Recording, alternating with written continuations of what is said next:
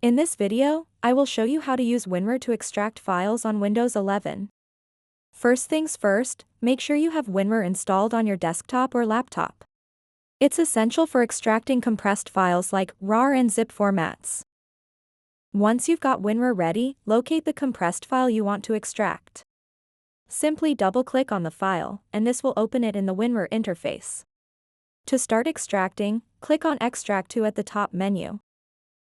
A dialog box will pop up asking where you want these files extracted. For this tutorial, I'll leave it as is, but feel free to browse through your files and select a specific destination path if preferred. Next, let's configure some important settings. Under Update mode, ensure it's set to extract and replace files.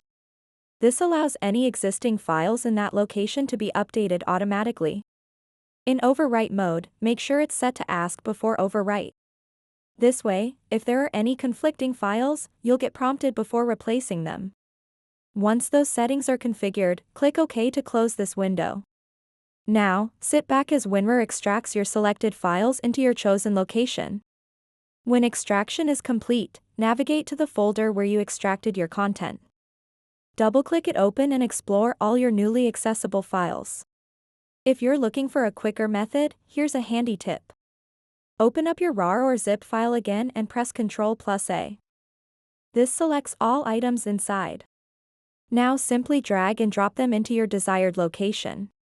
This will quickly extract everything without going through multiple steps.